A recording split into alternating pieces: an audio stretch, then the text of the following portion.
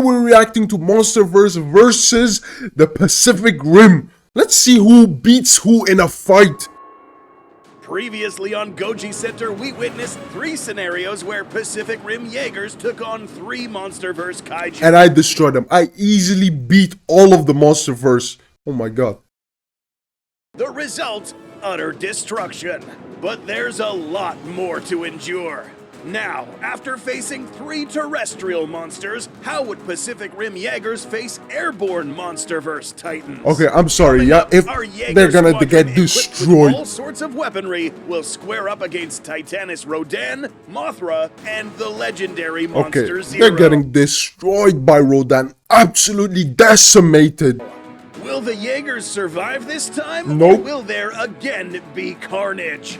Find out and watch till the end as we witness Pacific Rim maybe they Jaegers can kill versus baby Mothra, Monsterverse but Titans Part 2. Today, the simulation platforms will be filled with Jaegers ready to combat 3 Titans seen in the film Godzilla King of the Monsters. Note that the way these fights play out will be a lot different than in the previous episode. Why? Because these are all airborne kaiju, creatures with the capability I mean, in of Pacific flight, Rim 2, but they not kind only of that, could some fly, of these so, you are know. capable of flying at extremely high speed. Yeah, Rodan is Automatically destroying making them. These scenarios very difficult for the Jaegers to win. But there is some hope for the Jaegers this time. Before we reveal this edge, we must quickly recap the corporal build of these fighting machines. As mentioned previously, the weight of these Jaegers varied a lot depending on which official source you're looking at. But a more accurate figure is around the 7,000 ton mark. Bro, I weigh 100,000. Around 300 to 400 tons short of the weight of the metal framing of the Eiffel Tower. So yes, that's pretty heavy. But compared against these kaiju, well, we have a problem. Fortunately for the Jaegers, 2 out of the 3 contestants are much lighter than the kaiju they faced in the previous episode. Oh, extremely heavy. Their first win. Up next, how much does Ghidorah weigh? Titan that will pick them apart if not careful. Number 1, Jaegers versus Rodan. In this scenario, our squadron of Jaegers will face a Titan infamous for its superb airborne combat abilities, fast speeds, and array of dangerous weapons. In order to have a good idea of the outcome of a fight between these 2 contestants, we need to compare their builds. On one end, a squadron of Jaegers, each weighing anywhere They between might 6 actually to have a 7,000 chance against tons, Rodan, because Rodan is like, he's not that skinny, you know? He doesn't have that strong leather. With superheated Yeah, like, look. Maces, guided missiles, and special melee weapons such as the Arc Whip. On the other end, we have Titanus Rodan, a biovolcanic monster with a massive wingspan of 871 feet. He's only 47 meters. Standing height. Wow, he's so small. 154 feet. Rodan could potentially see this reduced if he stands. Okay, never mind. But not enough to surpass the 280 feet mark. However, as mentioned earlier, Monsterverse kaiju have a critical edge over any Jaeger. Weight. Titanus Rodan weighs a whopping 39,000 tons. Oh my, bro. On average, that's like approximately 4 more. Okay, never mind. Any one of these Jaegers, assuming they were all 7,000 tons. This alone will make it very difficult for these robots to body this Titan. On the contrary, the fact that if they cut his wings or damage his wings somehow, it's easy mode then. For any of these pilots. The factors to look out for would be speed, melee weapons, and terrain compatibility. Let us explain a plausible scenario between our combatants. A squadron of Jaegers stands ready to engage a massive flying kaiju. Given that these Jaegers are terrestrial combatants, the only thing they can do is wait for Rodan to approach them. But knowing Rodan, this kaiju won't just gracefully land in front of them and introduce himself. Rodan will strike to kill. Imagine Rodan was like, "Hi guys, I'm Rodan, it's nice to meet you." Rodan, moving much faster than the speed of sound, will have a ton of kinetic energy waiting to be immediately converted into something known as impact energy.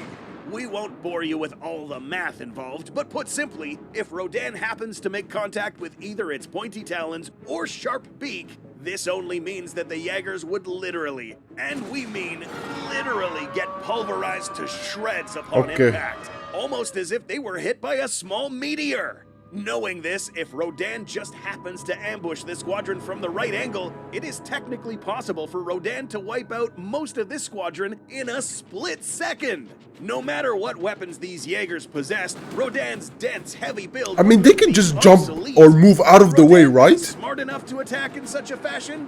Maybe, but Ooh. it's possible. So how would these Jaegers have a chance? Oh my, A more bro. effective strategy would be to spread out to avoid getting wiped with one strike like the previous attack, and wait for Rodan to be close enough to the ground for them to deploy weapons such as the gravity. Ooh, see? and Yeah, hopefully it can hold work. down Rodan, waiting for another Jaeger to approach with a bladed weapon and strike him on some vital organ.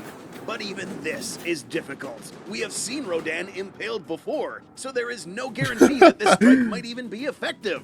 Rodan wouldn't be a pushover on land either. This beak's shape and size would easily be able to grab onto any of these Jaeger's limbs and hack them right off.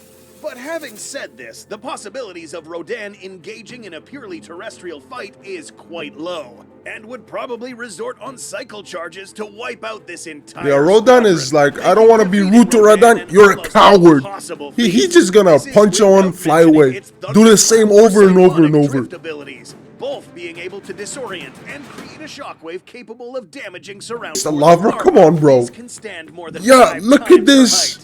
Silk attacks from this smaller larva will not be enough to ensnare a 280-foot-tall Jaeger, meaning that a successful war against Mothra would have to be waged early. This way, humanity will have a better chance at defeating Like, this bro, kind this of is early bullying on at this point. Like, before it what? evolves into its next winged and more dangerous form. But what if humanity failed to find this egg early and now has to face off against a more mature Mothra? Well, here is where things get a little more interesting. Although Mothra is a very strong kaiju, this matchup is actually a little more evenly matched than the previous ones we have seen. I agree. First off, let's begin by mentioning that Mothra is not that much bigger than its larva form, measuring up to a measly 52 feet in height. We aren't completely sure about its weight, but given that its body is only a fraction of the size of Rodan's, we can guess that it's much less than 39,000 tons. Perhaps equal or less than the weight of these Jaegers, without accounting for the weight of the wings. Bro, the Meaning that wings for weigh this so much of Mothra. Look at the size of them. particular matchup, melee weaponry will now be a determining factor in the outcome of the fight, along with corporal builds and maneuverability.